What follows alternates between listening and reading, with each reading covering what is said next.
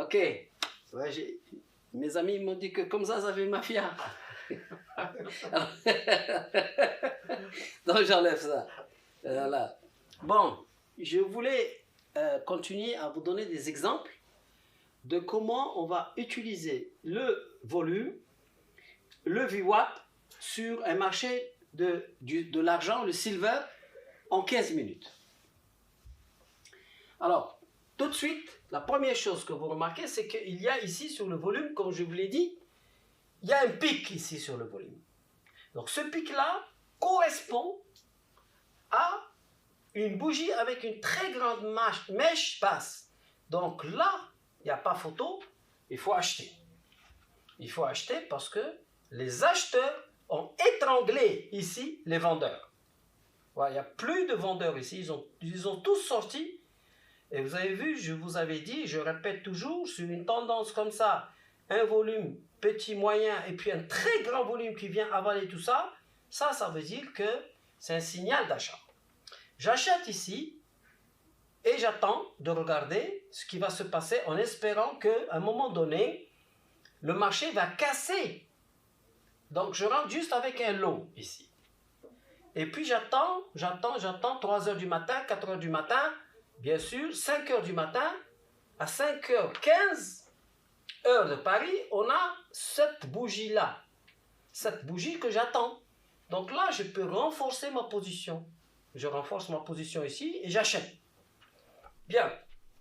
Ensuite, le marché monte, il tient la route. Quand est-ce que je vais sortir sur tout ça? Je vais sortir avec cette bougie-là, ici. Parce que là, il y a une mèche haute, même si c'est petit, mais c'est quand même important. Si c'est ici, il est midi 15, je vais encaisser mes deux gains ici, mes deux lots, je vais les encaisser. Et puis, je surveille ce qui se passe sur le marché. Et je regarde ce qui se passe sur le marché, j'attends un vrai signal avec une vraie mèche. On a une mèche ici, là, mais elle n'est pas forte. Pourquoi cette mèche n'est pas forte? Parce qu'on n'est pas sur une tendance haussière. On est sur une tendance pratiquement horizontale. Donc, lorsqu'on est sur une horizontale, que la mèche haute ou la mèche basse, c'est pas aussi puissant que si on était en train de monter. Là, si on était en train de monter et qu'on a cette mèche, alors la valeur de cette mèche est grande. Pour le moment, je ne tiens pas compte. Je regarde juste ce qui se passe et j'attends qu'il y ait une forte cassure sur le VWAP. Et là, cette forte cassure va arriver ici avec un grand mouvement. Et je vous ai dit que lorsque le marché est comme ça et qu'il y a un grand volume, alors cela signifie un début d'impulsion haussière. Donc j'achète ici et je suis content d'avoir acheté. Je regarde cette bougie, elle me confirme puisqu'il y a une mèche et là je double. Voilà l'endroit le plus important où on a 100% de probabilité de gagner de l'argent. C'est lorsque vous avez cassé avec force le VWAP, vous revenez pour faire un pullback et vous faites le pullback avec un effet ressort, avec une mèche et vous regardez et vous avez finalement cette mèche qui correspond à un vert ici. Là vous doublez, là vous êtes content parce qu'il y a encore une mèche acheteuse. Là le marché monte, il monte.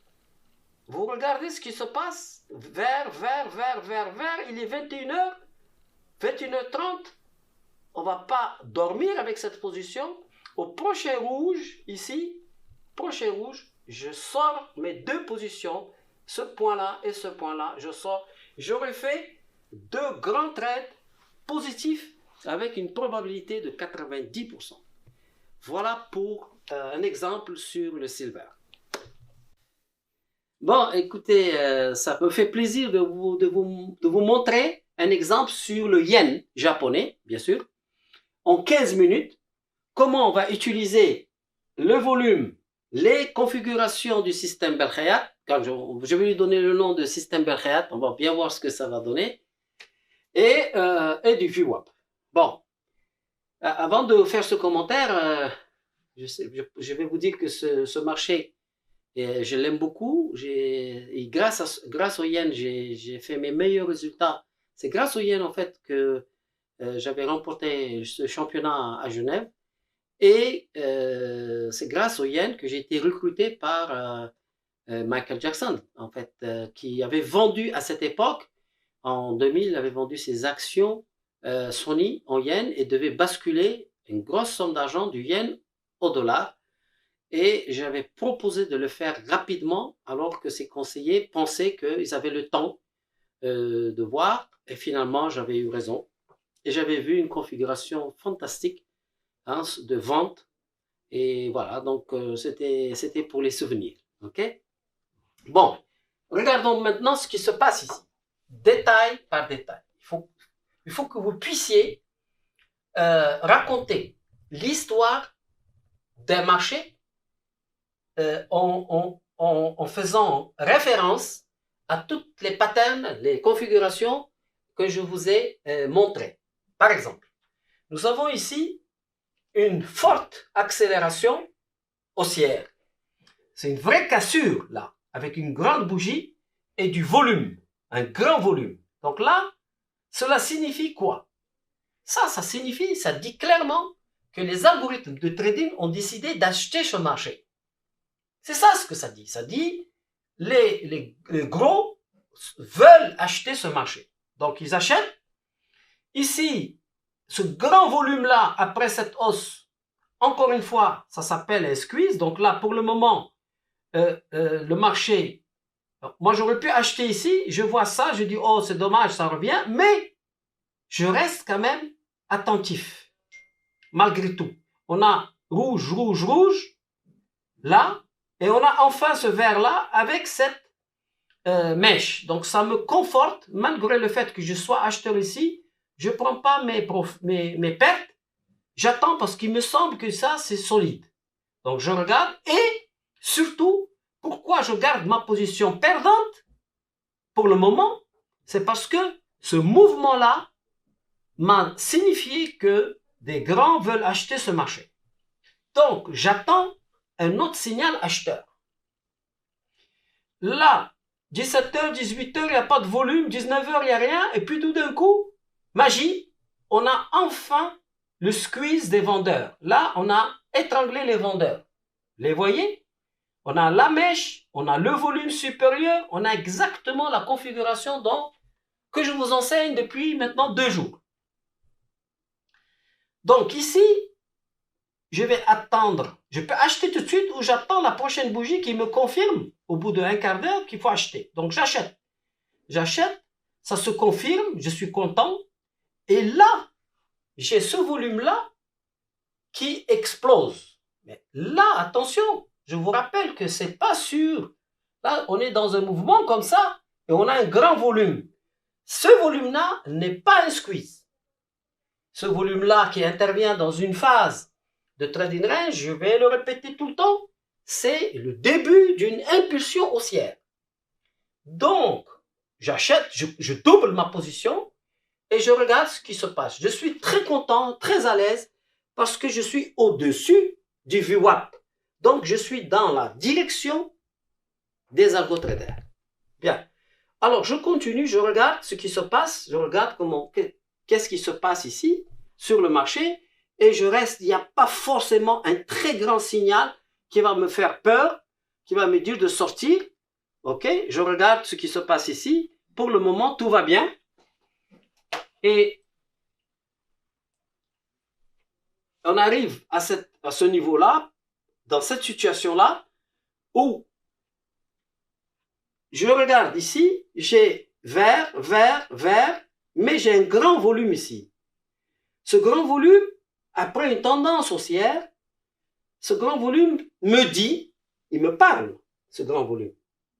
Il me dit, et je pense que vous l'avez deviné, maintenant vous le savez, il me dit qu'il y a un squeeze, il y a plus, ils ont sorti tous les acheteurs ici. Il n'y a plus d'acheteurs. Donc, à la prochaine bougie rouge, qui est là, qui correspond à ce point-là, alors j'encaisse mes profits et je vais attendre qu'il y ait quelque chose de particulier pour que je rentre à nouveau. Maintenant, en live, qu'est-ce qui est en train de se passer ici? En live, on est en temps réel. Il est presque 15 heures. On a une bougie ici qui vient rebondir sur le VWAP. Et on a 1, 2, 3. Et on a finalement, il semblerait qu'on ait le squeeze puisqu'on descend comme ça sur les vendeurs. Donc, probabilité intéressante d'acheter maintenant ce marché-là parce qu'on a rebondi ici avec un grand volume. Probabilité supérieure à 80% d'avoir la bougie prochaine verte. On aura 3 rouges plus une verte, donc on a l'occasion d'acheter. On va acheter d'autant plus qu'on est au-dessus encore du VWAP et d'autant plus qu'on a une mèche basse ici qui signifie qu'on a refoulé les vendeurs. Voilà comment on peut analyser le marché du yen en temps réel grâce au VWAP et à la configuration, les configurations que je vous apprends. Et nous revoilà pour un autre exemple sur le dollar canadien. Toujours en 15 minutes et on va commenter cette histoire et puis on va commenter par la suite ce qui s'est passé ensuite aujourd'hui par exemple. Ok? On va voir ce qui s'est passé ici. Alors, la première chose qu'on voit, c'est que le matin, hier matin, le marché était calme et puis tout d'un coup, on a un grand volume ici, baissier, ce grand volume-là, et le marché tombe. Ici, en tombant, moi je vends. C'est parce que je rentre avec les vendeurs. Je rentre avec eux. Donc je vends. Je vends et puis je vois ici, premier signal de ralentissement de cette baisse. Deuxième, ici, je dis tiens, je fais attention. Au prochain vert, 1, 2, 3, rouge. Au prochain vert, celui-là, je sors. Donc, j'ai vendu ici, je sors ici. Voilà. Et j'attends. Je regarde. Je me dis que le marché, s'il veut faire quelque chose, il va me donner d'abord un signal. Donc, j'attends ce signal. Vers midi et quart, j'ai cette fameuse configuration où j'ai une mèche ici. Et j'ai donc cette mèche-là, je me dis, tiens, peut-être le marché, il a envie d'aller vers le VWAP. Donc, il est attiré par le VWAP. Donc, j'attends et j'ai une confirmation, c'est là que j'achète. Puisque j'ai une confirmation, j'achète. Puis, j'ai un grand volume haussier. Je me dis, tiens, c'est intéressant. Parce que lorsqu'on s'approche du VWAP avec une grande bougie, ça veut dire qu'on a l'intention de le casser. Lorsqu'on s'approche du VWAP avec une petite bougie, ça veut dire qu'on va rebondir dessus. Bon. Donc, je rappelle, je suis acheteur ici. Je vois cette belle cassure, ça me réconforte. Ensuite, je vois que j'ai ici la fameuse mèche qui vient rebondir. Là, c'est très très bon signe pour moi. Ça veut dire que les acheteurs sont revenus tester le VWAP et ça me donne confiance. Je reste sur le VWAP. Là, le VWAP, il casse avec une grande bougie. Je me dis, mais qu'est-ce qui se passe? Je suis rassuré quand même parce qu'il n'y a pas beaucoup de volume à cette cassure. Et je regarde, je commence à regarder ce qui se passe. Et puis, j'ai tout d'un coup un grand volume bien supérieur à tout ce qui s'est passé ici avant 16 heures. Et j'ai une mèche. Et j'ai un grand corps qui casse le VWAP. Donc, tous ces éléments-là me confirment que cet achat que j'ai fait est bon. Mais une fois que j'ai un grand volume comme ça ici, cela signifie que je suis définitivement dans la cour des grands maintenant. Je suis avec les algotraders. Je suis avec les grands qui ont l'intention d'accumuler du dollar canadien. Donc, ici, ce volume-là ne signifie absolument pas le squeeze parce qu'il y a un grand volume, le squeeze des acheteurs. Pas du tout. Pourquoi? Parce qu'on est dans une phase, ici, une phase de trading range. On n'est pas dans une phase, une grande phase de haussière. Non. Donc ça, effectivement, ce signal-là est le début d'une tendance haussière. Donc on voit tout ça. Et ensuite, on voit que le marché reste au-dessus des VWAP et je n'ai pas d'attaque vendeuse. Je n'ai pas des mèches qui viennent par le haut. Vous les voyez? Donc tant que j'ai pas ça, moi, je garde ma position 18h, 19h, 20h. Je garde ma position, je suis tranquille et le marché est soutenu. Jusqu'à 23h et là, je sors parce que je veux dormir gagnant. Donc, j'ai vendu ici, j'ai acheté là. Ensuite, j'ai acheté ici et je suis resté, j'ai doublé ma position ici et je suis sorti ici gagnant et je dors tranquille. Très bien. Un exemple ici important, c'est que vous avez remarqué et vous remarquerez que à la fin de la journée, le VWAP sera toujours loin du marché. Tout le temps. Pourquoi?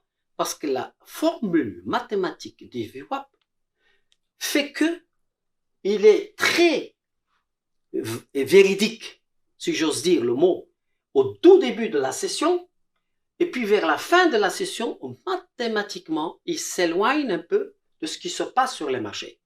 On pourra démontrer ça mathématiquement pour ceux qui le veulent dans une autre vidéo. Mais pour le moment, sachez que en fin de session, le VWAP ne reste pas collé au marché. Mais il reste quand même un indicateur très intéressant. Je continue ici en montrant ce qui s'est passé dans la journée d'aujourd'hui.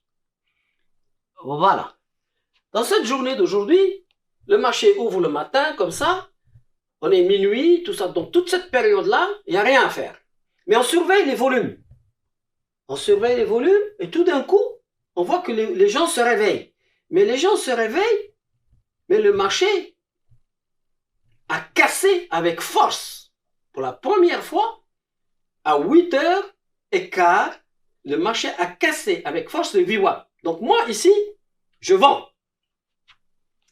Ensuite, je regarde et hop, j'ai ici, soi-disant, une prise de profit. Je pourrais prendre mes profits ici. Je peux prendre. Ou je reste confiant dans quoi? Je reste confiant dans le fait que lorsqu'on a une cassure comme ça, on rentre dans la cour des grands. Donc, quand on casse le VWAP de cette façon-là, dans cette configuration, on peut prendre le profit ici parce que c'est un signal de prise de profit, mais on peut aussi attendre de voir ce qui va se passer. Et là, le marché revient et fait justement le pullback ici, vient tester les VWAP et est rejeté violemment par le marché. Et donc, ça confirme qu'on est vraiment dans le camp des grands vendeurs du dollar canadien et le marché tombe. Et le marché tombe, et finalement, il tombe et comme vous le voyez ici, à la fin de la journée, ce marché-là, et le VWAP est loin du prix parce qu'il devient vers la fin moins pertinent en termes de mathématiques. D'accord? Mais je voulais montrer cet exemple pour illustrer un concept très très important, c'est que lorsque le marché bascule d'un côté comme d'un autre du VWAP, ça veut dire en réalité que les algo traders ont décidé d'aller dans ce sens-là. Et ça, c'est 80% des cas. Bien sûr, il reste toujours 20% des cas où le marché fera ceci, puis tout de suite fera cela.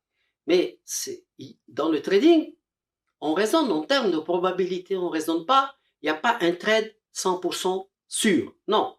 Vous devez apprendre à trader et raisonner en termes de 100 trades. Vous ne raisonnez pas en termes de 1 trade. Beaucoup de traders amateurs raisonne en termes de 1 trade. Il faut raisonner en termes de 100 trades. Et les 100 trades que vous faites, ils sont gagnants. C'est à partir de là que vous pouvez considérer que vous êtes un trader gagnant et un champion. Donc, voilà, donc ça c'était un exemple sur le dollar canadien. Je vais faire une petite remarque pour tous ces exemples que j'ai donnés. Voilà, j'ai remarqué que beaucoup de traders amateurs, dès qu'ils commencent à faire du trading, ils commencent à mentir à leur entourage et mentir à eux-mêmes. Et ça, c'est vraiment un fléau qui est très grave, très important de réaliser que si on veut être un trader gagnant, on ne doit pas se mentir. Pourquoi? Parce que quand on fait du trading professionnel, qu'on veut vivre et qu'on veut soutenir notre famille et qu'on veut aider le continent, parce qu'il s'agit de l'Afrique là, c'est un mouvement important ce qu'on est en train d'essayer de faire. On est en train de sensibiliser la jeunesse africaine pour qu'elle puisse réellement entrer sur les marchés avec un outil performant professionnel. Mais il faut que cette jeunesse africaine sache que lorsqu'on trade, on est en face de nous-mêmes. Il n'y a personne d'autre. C'est grâce à nous qu'on va gagner ou qu'on va perdre. Donc, il ne faut pas qu'on se mente. Parce que la pire des choses qui puissent arriver à un trader, c'est qu'il se ment. Parce que s'il se ment, il ment à sa famille et sa famille attend de lui que il amène la pitance à la maison, qu'il soutienne la famille. Donc, je tiens à souligner ça parce que je ne veux pas juste vous donner un outil pour aller à la pêche si vous n'avez pas un code d'honneur à respecter. Quand vous allez faire du trading, si vous perdez, ça ne diminue pas votre valeur à vous. La perte d'un trade, ça fait partie des 100 trades. Ça fait partie de tout un ensemble. Il n'y a aucun indicateur sur la planète qui vous donnera un trade 100% gagnant tout le temps. Le VWAP, comme vous l'avez vu, on l'utilise bien, on sait bien l'utiliser. Ça nous permet de bien naviguer, mais ça ne donne pas des trades 100% tous les coups. Donc, il faut raisonner toujours en termes de probabilité. Je vais faire 100 trades et non pas un trade. Et je vais faire 100 trades de la même façon, avec le même système, et je vous garantis que c'est comme ça que vous pouvez changer et votre situation et la situation de toute l'Afrique en général.